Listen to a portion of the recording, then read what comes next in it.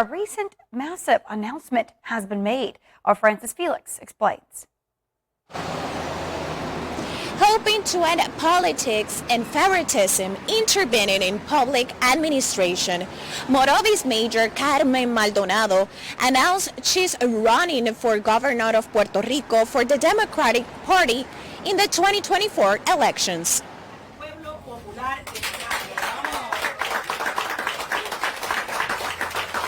Recently, outside the Popular Democratic Party headquarters in San Juan, a group of party members gathered on the sidewalk where Morovis Major Carmen Maldonado launched her candidacy for governor in 2024. While the Popular Party faces one of its moments of greatest financial hardship and has just taken a new course in the face of its reorganization, Maldonado and her team requested permission to use the premises. They were denied at a time when there is turmoil in the party.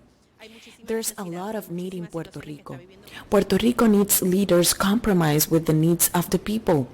There's a lot of governmental agencies, but the people are not receiving the essential services. For the major, the announcement of her candidacy was not a hasty one. The time we have left is short to reorganize the institution. The popular people needs immediately to work with the institution, a good structure, and a strong work group for the next elections. Education, health, and electricity are top priority topics for Maldonado, topic which she considers are not given enough attention. One of the projects the candidate is working on is a bill to improve salary and employment conditions for public servers. For the major, public servers requires immediate attention due to situations that had affected them for years. We asked her what does she offer differently from other possible candidates for the governorship. Direction, unity, and a stronghold. A genuine compromise that put in a good position the party to be able to win 2024 elections.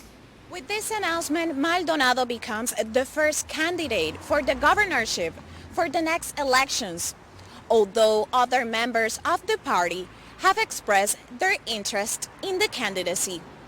From San Juan, Puerto Rico, Frances Felix reporting. All right, thanks so much for that report, Francis. In the meantime, Jamaica is set to receive a new brigade of health professionals from Cuba. This follows the signing of a letter of intent for a technical cooperation agreement between the two countries. A similar letter was signed for the renewal of an agreement for the operation of an ophthalmology center, which has, over the years, facilitated greater access to high-quality and timely vision and eye health services for Jamaicans. The signing was done by Jamaica's Minister of Health and Wellness, Dr. Christopher Tufton, and Cuba's Minister of Public Health of Cuba, Dr. Jose Angel Portal Miranda. Now, Minister Tufton said the medical brigade from Cuba will mainly provide nurses to assist in public hospitals. He noted that the eye care agreement is being renewed after it was suspended primarily because of COVID-19.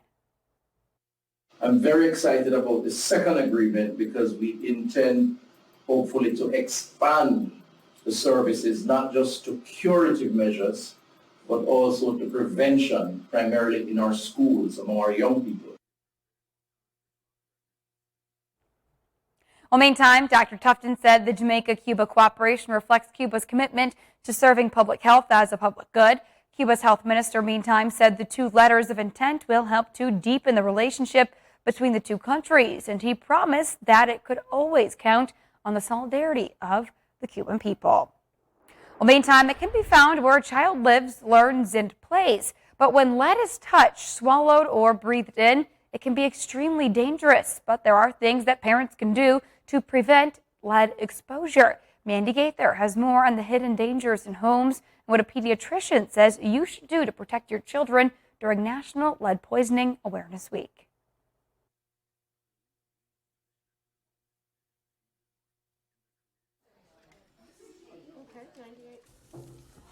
Almost 10 months. Lead poisoning can affect every single system in the body.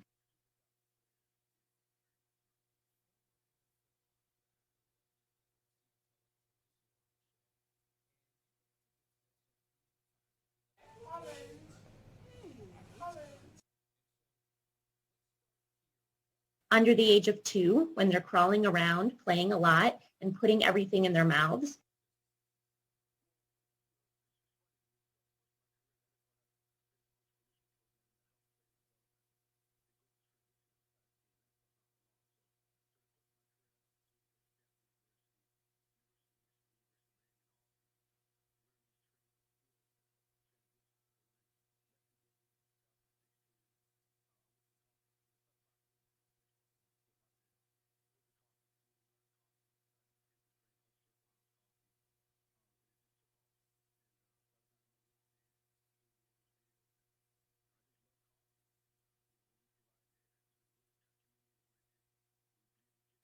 It's a little prick, might hurt a little. So the idea is that before they show symptoms that might be concerning for lead, we identify them and make sure that they have access to therapies that might help to improve their outcomes, and also that we address the lead source in their home so that there's not further exposure. Now, the Centers for Disease Control and Prevention says parents can also visit the Consumer Product Safety Commission's website for photos and descriptions of toys that are currently recalled. Well, meantime, a recent poll by Virgin Australia found almost no one wants to sit in the middle seat on an airplane. To try to change that, the airline is now offering a lottery to entice people to pick the least popular seat. There's a weekly prize from a prize pool worth about $145,000. But you have to sit in that middle seat voluntarily or involuntarily during a flight to be eligible. Among the prizes, a full-day helicopter pub crawl and a 2-night vacation in Cairns, Australia, that includes flight accommodations and a bungee jumping excursion. Now, there are also flights and tickets to the Australian Football League Grand Final with exclusive access to pregame lunch and even an after party.